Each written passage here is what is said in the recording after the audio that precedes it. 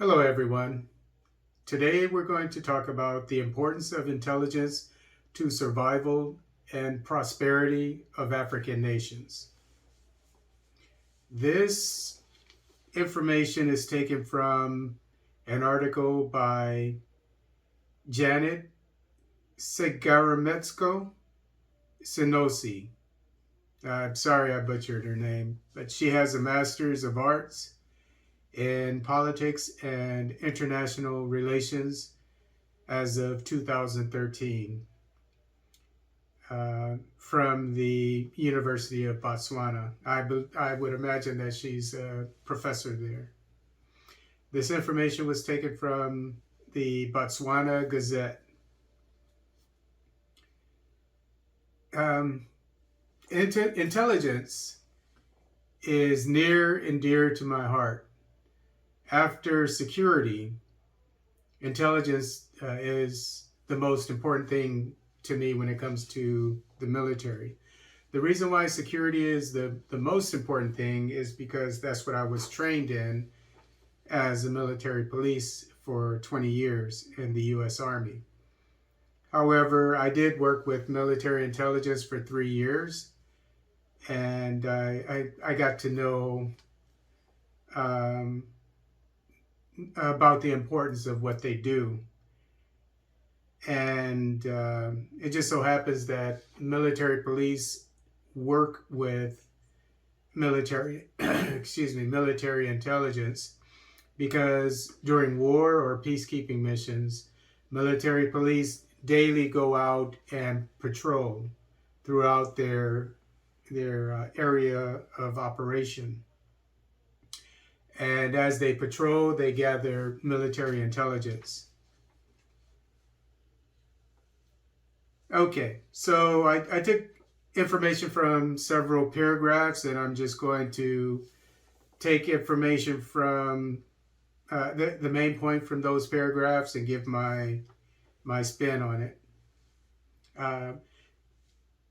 This young lady, I'm going to try to pronounce her name again. Segara Metso Sanosi. Janet is her first name. She studied politics and international relations, so obviously she's not a military person. She's more into politics and international relations, which both work hand in hand with the military, obviously. But when it comes to intelligence, she has her spin as a civilian, and I'm going to give my spin as a military man. Anticipating unpleasant and possibly fatal security surprises is of paramount importance to intelligence capability in peacetime. And an example of this would be the Sahel. The reason why is because anticipating unpleasant and possibly fatal security surprises is of paramount importance, is because daily in the Sahel, civilians and sometimes even military personnel are attacked and killed by insurgents. So obviously intelligence is of paramount importance in the Sahel, and obviously is something that's lacking. The survival of a nation depends, this is number 2, the survival of a nation depends on the protection of its national interests. The Democratic Republic of the Congo, the DRC, is a good example of what not to do when it comes to protecting national interests. In this case, natural resources that are needed throughout the world for the world to operate. Cell phones, electric vehicles, electronic appliances, etc., are all dependent on the natural resources of the Democratic Republic of the Congo. But as you well know, it's the second poorest country in the nation, although it's the richest nation in the world. It's the second poorest in the world, the richest in the world when it comes to natural resources. And the reason why, in my opinion, is because it lacks intelligence. The Democratic Republic of the Congo lacks intelligence, and that's the primary reason. Military intelligence as well as security. I'm sorry, the two of them. The reason why is because the wealth of the Democratic Republic of the Congo that goes to the natural resources that go to make all these products that I talked about, many of them are looted out of the country. And the reason why is because the country doesn't have any security, and it does, and which is informed by intelligence.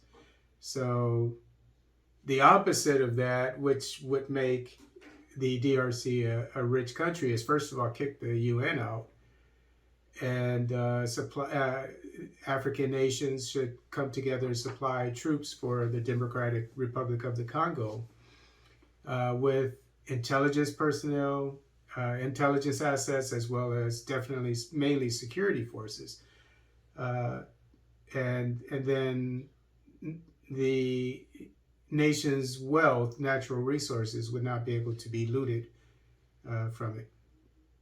The third thing is scholars define intelligence as information and knowledge that is relevant to statecraft. Again, she's civilian, so she's talking about international relations.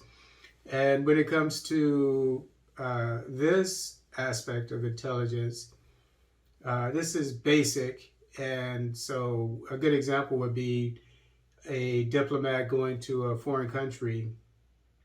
The first thing that he or she would have to learn are the local customs. And so this is, information and knowledge relevant to his or her job as a diplomat in that country. There are two main sources of intelligence, namely overt collection through news media, scholarly writing, and diplomatic reporting, and clandestine or secret collection through espionage. And this one is very important. A lot of people don't realize that there are two sides to intelligence collection. One is what I would call open source. That is reading the newspaper in a foreign country every day, say an Arabic newspaper in Lebanon or so. If that's the country that your nation or military is concentrating on, there would be people who work for the intelligence agency that would be reading the newspapers. Maybe one would read one newspaper every day and another would read another. And they would look at the news every day. So that's actually intelligence, because what you're doing is finding out the spirit of that nation, what they're thinking. And it's all in the news, it's in their programs, etc., in their media. And the other one would be clandestine or secret collection through espionage or spying. So you have different types of spying. You have signal intelligence, meaning you can eavesdrop with on the internet and so forth, emails, things like that, hack, things like that. And then you have satellite. I think it's called SATINT, but I'm not sure, because it's with technology, you have different types of intelligence coming up all the time. But definitely human intelligence, meaning people's actual spies that go out and spy on people. The fourth one, intelligence carries special weight wherever violence, military power, and where secrecy is involved on current subjects such as armed conflicts, terrorism, international arms exports, nuclear proliferation, clandestine operations by foreign governments, and other inputs to security policy. And the best example I can think of for this would be the Sahel again. And, when it's saying that when you have this kind of situation in a nation, violence, military power, armed conflicts, terrorism, arms exports. Yeah, I'm sure there are armed exports to the Sahel. Otherwise, the insurgents wouldn't be able to operate. So, and then obviously there's violence, etc., terrorism. So what this article is saying that these kinds of areas are of utmost importance when it comes to intelligence. But if you have a country like hers, Botswana, which is, from what I understand, fairly peaceful, or seems extremely peaceful, intelligence is not as big an issue. But the reason why it would be such a big issue when you have terrorists and so forth is because you need to keep certain things out of your country, and that's why security is such a big deal. And informed by intelligence, you could have in these areas, the Sahel, there's a lot of land that needs to be covered. So a large part of the intelligence obviously would be drones looking for convoys of vehicles, etc., or people new to an area, groups of people coming in. And then with that information, your security personnel, your troops can go there and meet the people before they come into the country. Of paramount importance, intelligence is useful to decision makers when information from all sources is collected and analyzed and then summarized in the form of judgments about the likely course of future events. And the best example I can give for this would be the FBI. And a lot of people don't know, they think that the FBI is just full of spies, which it is, but there are different types of spies who are different specialists. And obviously they have the ones who are just, they wear the weapons and they go out, etc. They might get into confrontations and they spy physically on people, etc. But you also have computer specialists who spy on people through the internet, etc. You have lawyers who, if there's someone in question, and it's thought that maybe they committed a crime involving the law, then these lawyers, they know the law, so they would be able to investigate. Accountants, likewise, cooking the books, or in other words,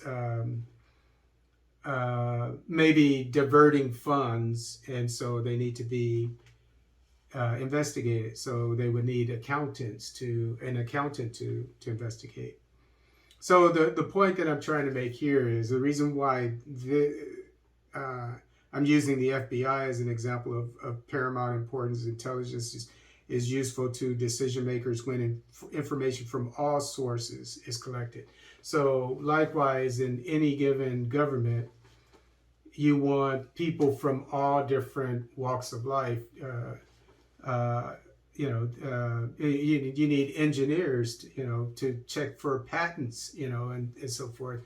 Maybe somebody is doing something that's actually dangerous, but they're making money. You have all kinds of things. But the point is, intelligence is widespread, involving professionals of so many different professions.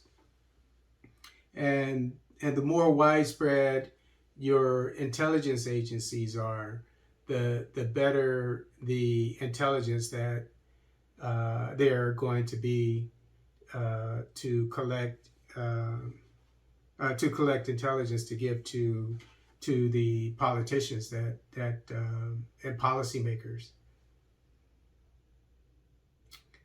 The next one is, additionally, nations are fully aware that they are being spied on by foreign states. Thus, a state must protect itself against their efforts through counterintelligence, and we call this COIN, counterintelligence for short, COIN.